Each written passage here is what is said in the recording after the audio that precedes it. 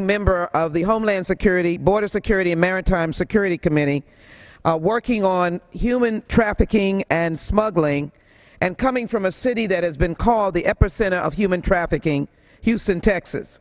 So I thank both the chairman and the ranking member for this opportunity to put forward this simple and straightforward amendment that affirms the example of the national goodness that makes America the most exceptional nation on earth. The amendment says none of the funds made available by this act may be used in contravention of Article 2, Section 2 of the Constitution.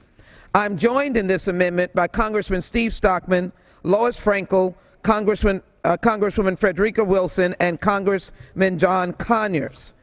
Mr. Chairman, I was proud recently to support Resolutions 573 and H.R. 617, strongly condemning the ongoing violence and systematic gross human rights violations against the people of Nigeria carried out by the militant organization Boko Haram, especially the April 15, 2014 kidnapping of more than 200 young girls kidnapped from the Chibok school by Boko Haram. This is what the people of Northeast Nigeria are facing every single day. Since 2013, more than 4,500 men and women and children have been slaughtered by Boko Haram. In addition, it took the United States 25 months after the first 2 Americans were attacked and 1 year after the 3rd and 4th Americans were targeted before Boko Haram was designated a foreign terrorist organization. It took the United Kingdom 16 months from the time its first citizens was killed by Boko Haram to legally brand them as terrorists. It took the United Nations 33 months after the United Nations headquarters in Nigeria was bombed before Boko Haram was sanctioned as an al-Qaeda-linked terror group. And on June 2nd, 2014, the European Union finally designated Boko Haram as a terror group. NGOs have indicated that in April, the average deaths were 100 a week high by Boko Haram, and later it was an average of 100 deaths a day.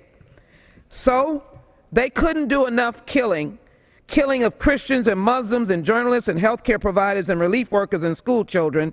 They had to kidnap 200 children, 200 girls. The international community, working with the African Union, is assisting the government of Nigeria in locating and rescuing the missing girls, bringing an end to Boko Haram's reign of terror, and ensuring that they are brought to justice because of their crimes against humanity. On May 21, 2014, the President notified the Congress that pursuant to the authority vested in him by Article 2, Section 2 as a Commander-in-Chief and to conduct foreign relations, that he had directed deployment of approximately 80 U.S. Armed Forces personnel to Chad as part of the U.S. efforts to locate and support the safe return of our 200 girls who are reported to have been kidnapped in Nigeria. The President informed the Congress that these personnel will support the operation of intelligence, surveillance, and reconnaissance aircraft for missions over northern Nigeria and the surrounding area.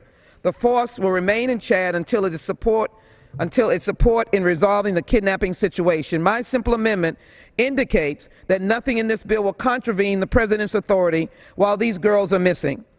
Mr. Chairman, 4 members of Congress over June 12th to June 16th went to Nigeria.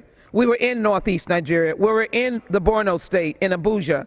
We visited with the victims, the girls who escaped from the Chibok school. They drove 2 days to meet with us to tell us the outrageous violence and how they were laid on the ground. And the Boko Haram with AK-47s were pointed at their heads and said, "Answer my questions or die."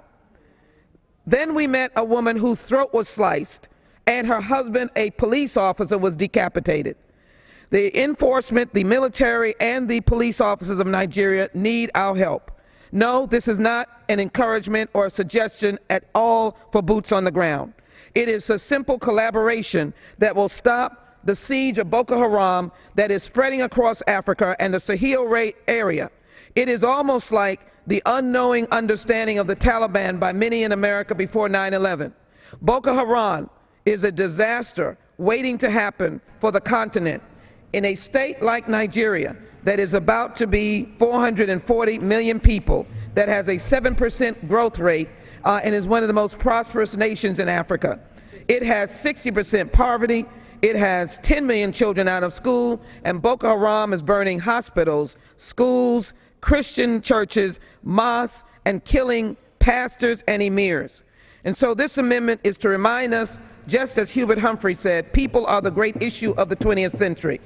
Now they are the great issue of the 21st century.